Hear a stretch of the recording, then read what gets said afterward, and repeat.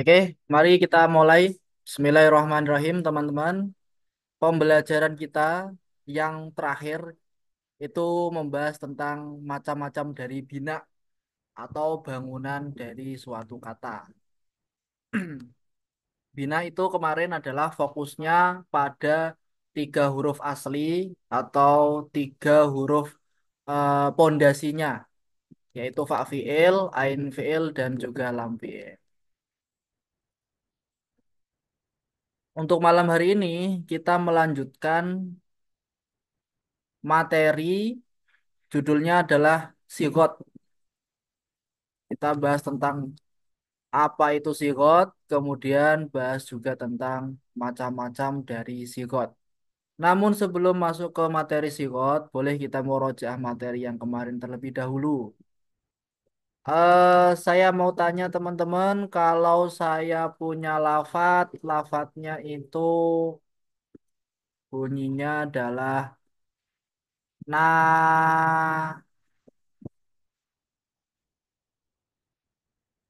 ba. Ini termasuk bina apa ya? Naba.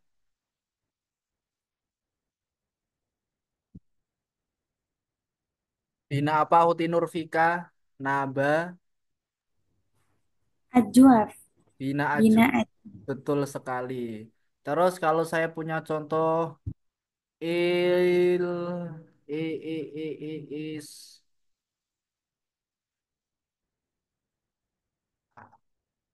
istawa. Istawa ini namanya bina apa? Ukti Nawal. Istawa. Istawa yastawi. Binanya namanya bina apa?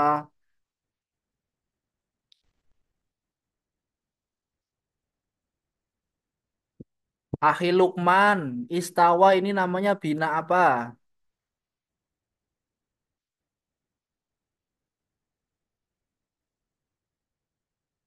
Tidak menjawab dua-duanya. Akhi Faris. Istawa ini namanya bina apa?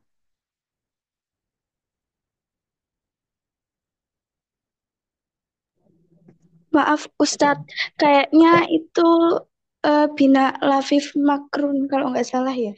Oh, nah, oke. Istawa bina lafif makron. Bener ya, namanya istawa ini adalah bina lafif makron. Asal katanya sin, wawu, dan juga iya. Oke, bener, sip. Terus kalau ada contoh, contohnya adalah ibe, ya, do, memutih. Ya do. Ini namanya bina apa? Akhi Faris. Yang tadi mau ngangkat telepon, ngangkat mikrofon. Ibyado.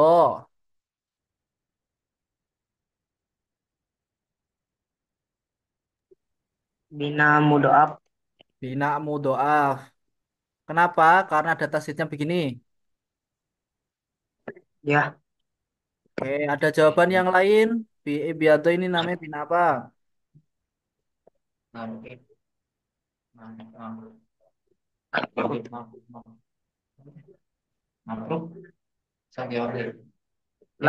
lapip mapruk. Lafif mafruk. Ada jawaban yang lain.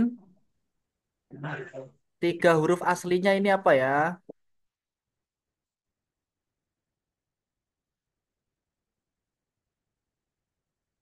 Ba, ya, sama dot. Ini tiga huruf aslinya. Berarti ini bina apa?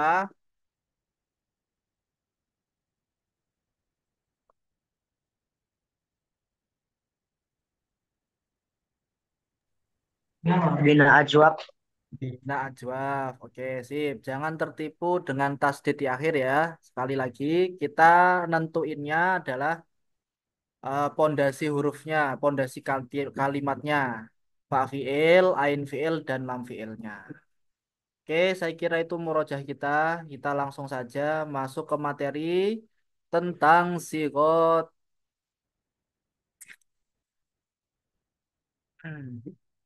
Apa itu sigot? Sigotun.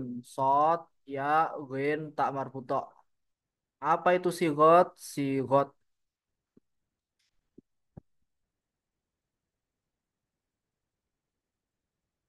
Sigot itu bahasa Indonesianya bentuk,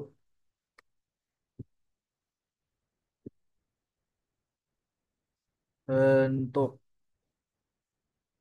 atau pola. Nah, itu pola. Lama banget misalnya. Bentuk atau pola.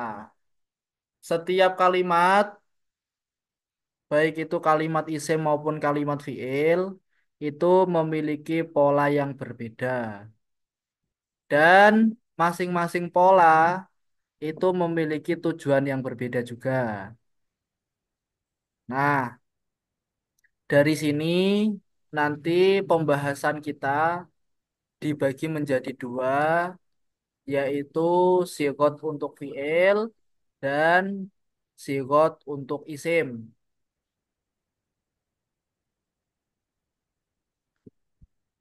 Bentuk atau pola kata itu disebut dengan sigot. Nah, sigot untuk fiil, kita yang pertama dulu ya, sigot untuk fiil. Sigot untuk fiil itu dibagi menjadi empat. Satu, fiil madi. Dua, fiil mudhari. Tiga, fiil amar. Dan yang keempat adalah fiil nahi. Ada empat sigot untuk fiil. Madi, mudhari, amar, dan juga nahi. Fiil madi itu fiil yang bagaimana? Fiil madi itu adalah kata kerja yang menunjukkan masa lampau. Sesuai dengan namanya, madi. Madi itu artinya berlalu, yang telah berlalu. Pekerjaannya berarti sudah dilakukan, maka disebut dengan fiil madi. Sigot fiil madi itu tujuannya berarti biar kita tahu bahwa kata kerja itu sudah dilakukan, belum dilakukan, atau bagaimana. Nah, seperti itu. Karena di sini namanya madi, maka sudah tahu bahwa pekerjaan itu ternyata telah dilaksanakan. Itu tujuan untuk sigot fi'il madi. Kita bahas lebih ke dalam tentang fi'il madi. Fi'il madi itu adalah fi'il yang mabni alias tidak memiliki i'rab. Wah, apa itu i'rab? Saya bocorkan sedikit. I'rab itu perubahan. I'rab itu perubahan. Setiap kalimat bahasa Arab itu ada yang bisa berubah, berubah-ubah, ada juga yang tidak bisa berubah-ubah. Ada yang bisa menerima i'rab, ada yang tidak bisa menerima i'rab. Yang tidak bisa menerima i'rab itu istilahnya adalah mabni. Sedangkan yang bisa menerima i'rab istilahnya adalah mu'rab. Materi ini nanti dijelaskan di pembahasan nahwu. Oke, itu singkat tentang mu'rab mabni. Nah, fi'il madi termasuk fi'il yang mabni. Mabninya fi'il madi itu dibagi menjadi tiga. Saya coret-coret di sini ya. Mabninya ada tiga. Satu disebut mabni fathah. Mabni itu tidak berubah. Fathah berarti selamanya fathah. Mabni fathah. Fi'il madi akhirannya itu selalu fathah. Nah, maka disebut dengan mabni fathah. Contohnya lafadz doroba. Doroba ini kayaknya besar ini.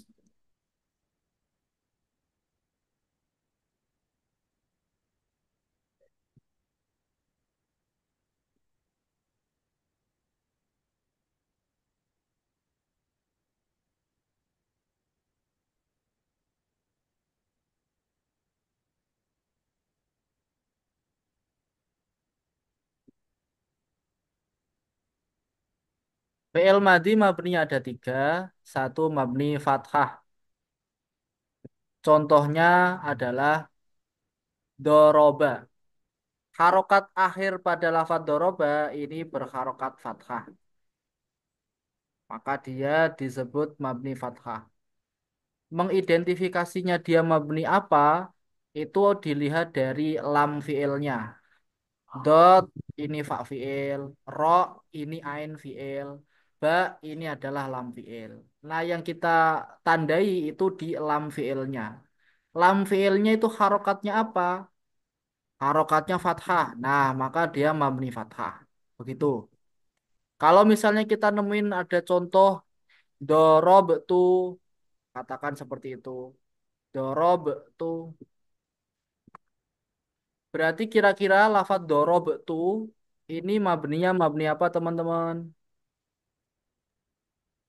Sukun. Mabni sukun. Oke, dorob itu mabni sukun karena lam fiilnya berharokat sukun. Terus kalau ada contoh misalnya katakan bacaannya adalah dorobu. Berarti ini namanya mabni apa? Lafadz dorobu. Toma. Mabni doma. Oke, sip. Oke, teman-teman semuanya. Dari contoh-contoh yang ini kita bisa menyimpulkan bahwa fi'il madi itu mabninya ada tiga. Satu mabni fathah, dua mabni sukun, yang ketiga mabni domah. Fathah, sukun, domah atau dibalik domah, fathah, sukun, domah, sukun, fathah terserah. Yang penting tiga itu ya. Alasannya kenapa? Nah, kita bahas alasannya sekarang. Dari contoh doroba, dia mabni fathah. Alasannya kenapa? Karena fiil tersebut itu tidak gandeng dengan domir rofa mutaharik. Wah, apa itu domir rofa mutaharik? Nah, di sini ya, doroba ini mabni fathah karena tidak ada domir. Namanya domir rofa mutaharik. Domir rofa mutaharik itu yang bagaimana? Domir rofa mutaharik itu domir atau kata ganti yang fungsinya sebagai pelaku pekerjaan, fa'il ya istilahnya. Contoh misalnya dorob tu itu disebut dengan domir rofa mutaharik karena dia sebagai pelaku pekerjaannya. Domir itu kata ganti, rofa itu sebagai rofa atau sebagai pelaku, mutaharik itu yang berharokat. Ketika tidak gandeng dengan domir fa mutaharik, maka dia mabni fathah. Itu yang pertama. Yang kedua, ketika tidak gandeng dengan wawu jamak. Wawu jamak. Wawu itu ya tulisan wawu. Ketika tidak gandeng dengan wawu jamak, berarti dia adalah mabni fathah. Contoh yang gandeng dengan wawu jamak itu pada lafadz dorobu. Dorobu baknya itu gandengan sama wawu. Wawunya wawu jamak. Bermakna banyak. Oke, jadi kalau tidak ada domir rofa mutaharik dan tidak ada wawu jamak, maka pasti harokatnya fathah. Mabninya mabni fathah. Tapi kalau ada domir rofa mutaharik, berarti mabninya sukun. Kalau ada wawu jamak, berarti mabninya domah. Gitu ya. Gangguan ya. Oh gitu.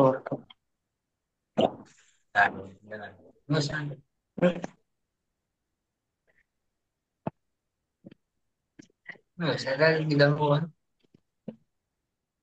Oke, nggak tahu tiba-tiba keluar ya. Maaf ya. Oke, saya lanjutkan lagi ya. Itu mengenai fi'il madi. Fi'il madi tidak fi'il madi itu tidak bisa menerima i'rab. Dikatakan mabni. Mabninya ada tiga, mabni domah, mabni sukun, dan mabni fathah. Selamanya mabni fathah kalau dalam pelajaran jurumiyah ya. Selamanya mabni fathah. Fal madi maftuhul akhiri abadan gitu ya. Fi'il madi selalu diakhiri fathah. Nah, di dia bakal harokat domah atau harokat sukun ketika apa? Nah, tadi ketika ada wawu jamak atau ketika ada domir rafa mutaharik. Saya kira seperti itu tentang sigot fi'il madi. Yang kedua, kita lanjutkan lagi ke sigot fi'il mudhore. Fi'il mudhore itu adalah kata kerja yang menunjukkan masa sekarang atau akan datang. Insya Allah yang sudah pernah belajar sudah tahu lah ya. Fi'il mudhore itu kata kerja yang menunjukkan makna sekarang atau akan datang. Contohnya, saya mau makan. Saya mau makan. Nah, nanti harus pakai fi'il mudhore. Saya sedang belajar. Berarti juga sama, harus pakai fi'il mudhore. Sedang atau akan itu adalah kata kerja untuk fi'il mudhore. Cirinya kalau fi'il mudhore itu memiliki huruf mudhore. Huruf mudhore atau huruf mudhoro'ah. Mudoro. Nah, huruf mudhore atau huruf mudhoro'ah. Jumlahnya ada 4. Satu pakai hamzah A. Dua pakai nun na. Tiga pakai ya ya. Dan yang terakhir pakai ta ta. Biasa disingkat Anita atau Anaita. Anita. Keren tuh. Oke, masing-masing huruf mudhoro'ah ini teman-teman dia itu berfungsi yang lain, punya tujuan yang lain. Kalau huruf mudhoro'ahnya hamzah, itu berarti terjemahannya untuk saya. Contoh, adrusu. Eh, Shayan. Bayal. Bayal medli kata kerja yang menunjukkan. Oke, lafat adrusu ini disebut fi'il mudhore'. Cirinya dia ada huruf mudhoro'ahnya. Di mana huruf mudhoro'ahnya? Ini di awal. Ketika diawali oleh hamzah, maka ini bermaksud orang yang berbicara. Adrusu, saya sedang belajar. Nah, seperti itu. Namanya adalah mutakalim wahdah. Orang yang ngomong sendiri. Adrusu. Kalau nun, berarti dirubah menjadi nadrusu. Nadrusu itu bertujuan atau maksud dia itu untuk kita atau kami. Maknanya kita atau kami. Nadrusu kami atau kita sedang belajar. Oke, seperti itu. Kalau pakai iya, ya derusu. Maka maksud dari fi'il ini adalah dia sedang ngomongin orang untuk kata ganti ketiga. Kata ganti pertama itu dirinya sendiri. Kata ganti kedua itu orang yang diajak ngobrol. Kata ganti ketiga itu orang yang makanya diobrolin. dia Ya terusu, dia dia sedang belajar. Itu untuk makna goib. Istilahnya kata ganti ketiga itu adalah goib. Goib atau goibah kalau perempuan. Terus yang tak itu berfungsi dua. Satu untuk goib,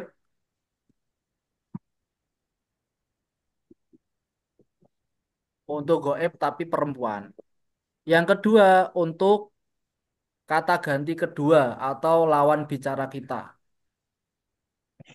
Satu untuk goib tapi perempuan, goibah berarti ya.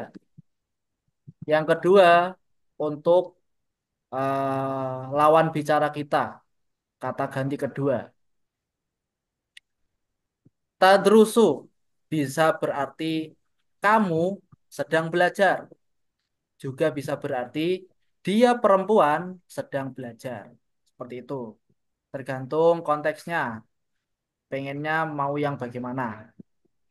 Nah, itu adalah fi'il mudhari'. Adrusu, nadrusu, yadrusu, tadrusu. Fi'il mudhari' itu kategori fi'il yang menerima i'rab, teman-teman. Beda dengan fi'il madhi ya. Kalau fi'il madhi itu kan mabni, tidak menerima i'rab. Sedangkan fi'il mudhari' itu mu'rab alias menerima i'rab. Nah, i'rab dari fi'il mudhari' itu selalu rofa. Waduh, apa itu rofa?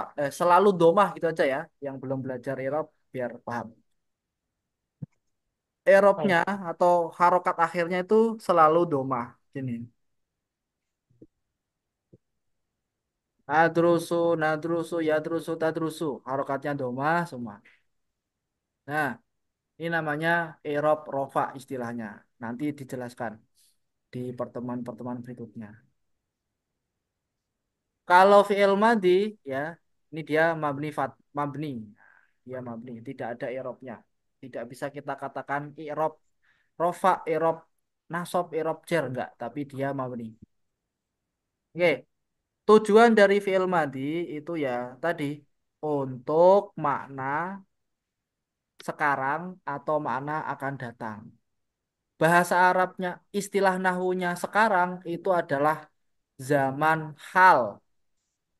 Masa sekarang itu diistilahkan dengan zaman hal. Halun. Kalau akan datang itu diistilahkan dengan istiqbal atau mustakbal. Sama. Istiqbal atau mustakbal. Nah, ini zaman dari fi'il mudhari'. Seperti itu. Fokusnya pada fi'il mudhari' itu adalah pada huruf mudhari'ahnya. A, na, ya, ta. Nah itu. Kalau ada huruf mudhari'ahnya di awal, yaitu fi'il mudhari'. Dari contoh-contoh ini yang masih pemula, antum bisa apa namanya nginget-nginget kalau fi'il mudhari' itu 4 huruf. Terus huruf yang kedua sukun. Yadribu, nadribu, yaftahu, nadrusu, nansuru, dan lain sebagainya. Kalau fi'il madhi, antum bisa ingat-ingat, dia itu hurufnya hidup semua. 3 dan hidup semua. Bagi yang masih awal-awal, cara nginget-ingetnya seperti itu. Yang ketiga, fi'il amar. Amar itu perintah. Amrun artinya perintah.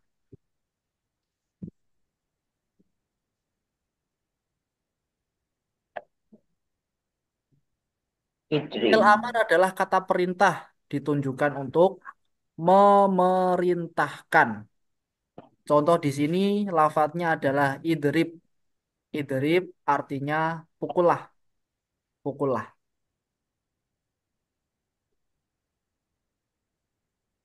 Kalau fi'il amar itu kategorinya termasuk fi'il yang mabni alias fi'il yang tidak memiliki i'rab. Berarti sama kayak fi'il madi, dia sama-sama mabni, tidak memiliki i'rab. Terus kemabnian dari fi'il amar itu juga dibagi menjadi 3.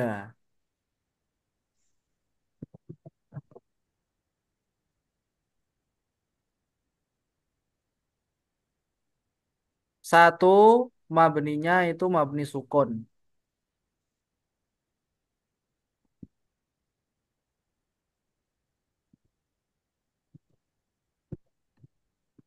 Yang kedua, mabninya itu dengan membuang non. Tuh, tulisannya malah ke atas ya. Membuang non. Dan yang ketiga itu membuang huruf ilat. Tulisannya nggak enak ya. Pokoknya itulah ya. Membuang huruf ilat. Ini bentuk mabninya fi'il amar. Contohnya, mabni sukun. Lafadznya adalah idrib. Baknya alias lam fi'ilnya itu harokatnya adalah sukun. Idrib. Harokat sukun. Pukullah. Kenapa kok dia mabninya sukun? Enggak, enggak mabni yang lain. Karena idrib ini termasuk dari fiil yang soheh. Sohehnya soheh akhir. Jadi huruf terakhirnya itu adalah huruf yang soheh. Bukan huruf ilat. Makanya dia diharokati sukun. Idrib. Namun berbeda ketika fiil amar ini huruf terakhirnya adalah huruf ilat. Contohnya misalnya irmi.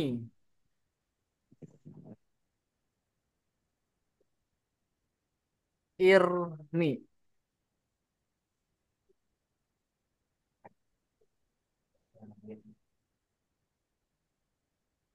Yes.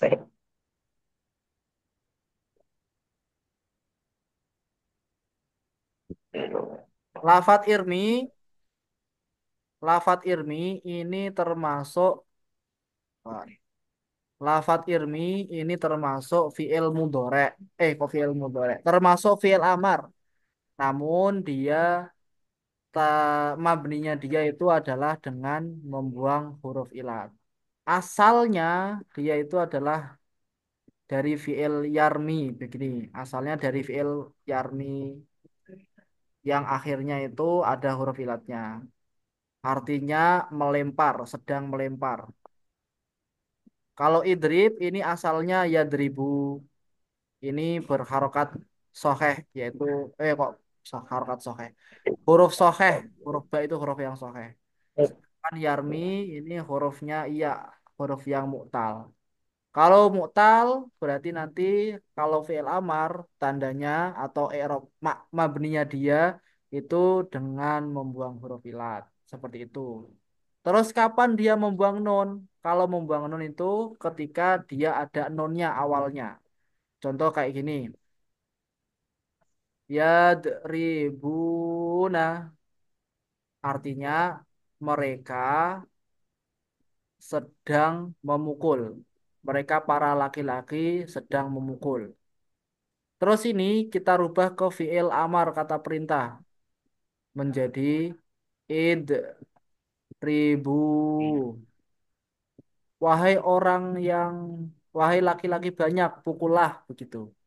Kalau idrib ini nyuruh mukul tapi nyuruhnya satu orang saja. Tapi kalau idribu ini nyuruh mukul nyuruhnya ke orang banyak yang laki-laki. Laki-laki banyak disuruh memukul pakainya idribu. Nanti tanda mabninya itu menggunakan membuang non. Yang aslinya yadribu. Nah, begini ya. Oke, itu materi tentang fiil amar. Mabninya ada tiga. No, sukun, buang non, dan buang huruf ilat. Saya pending sampai di sini dulu. Kira-kira ada pertanyaan apa tidak, teman-teman?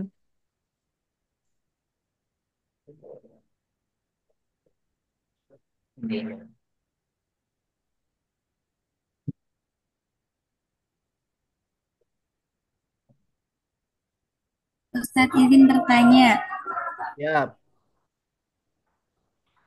kan yang fiil amar membuang huruf ilat, yang huruf ilatnya terakhir, yang lam fiilnya.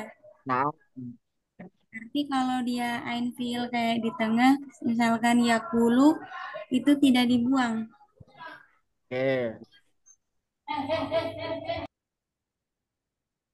Naam, kalau dia huruf ilatnya kok bukan di akhir, di tengah atau di awal, maka tanda mabninya itu tetap menggunakan mabni sukun.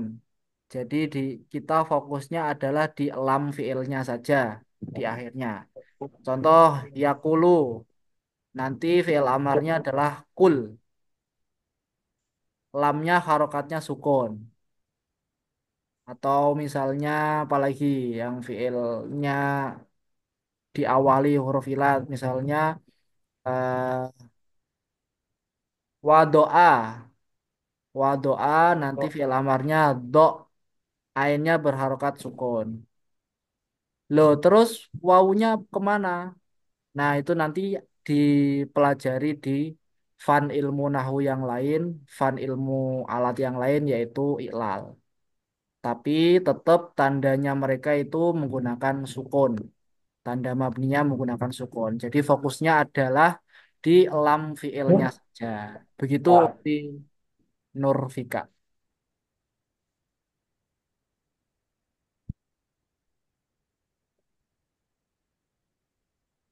Oke, saya lanjut lagi materi dari sigotnya fiil yang keempat, yaitu fiil nahi. Nahi, nahyun, amar ma'ruf, nahi mungkar itu ya. Amar itu perintahkan, nahi itu larangkan. Nah, nahi larangan, kata kerja yang menunjukkan arti larangan. Contohnya, la tadrib, la tadrib. Di sini sebenarnya fiil nahi itu adalah fiil mudhari yang kemasukan huruf la nahi. Ini disebut huruf la nahi. Jadi aslinya ya tadribu, tadribu aslinya seperti itu. Cuman kemasukan la nahi, maka dibaca la tadrib. Kalau fiil mudhari kok kemasukan la nahi, maka fiil mudhari'nya itu harus disukunkan di akhirnya. La tadrib alias dibaca jazm kayak gitu. La tadrib. Cirinya kalau dia termasuk fiil nahi itu adalah setelah la, setelah huruf la ini digandeng dengan huruf ta. Pakainya itu huruf mudhoroah tapi yang tak. Nah, yang tak yang bermakna kata ganti dua, lawan bicara. Karena kalau kita mau melarang seseorang berarti kita ngajak ngobrol orang tersebut. Eh, jangan duduk. Nah, berarti kan kita lagi ngajak ngobrol orang yang ada di depan kita. Maka harus pakai tak. Nggak boleh pakai ya, nggak boleh pakai non, nggak boleh pakai hamzah. Harus tak wajib, wajib tak. Untuk fiil nahi, kata larangan. Oke, seperti itu ya. La tadrib artinya jangan memukul, jangan pukul. Selesai pembahasan kita mengenai sigot dari kalimat fiil.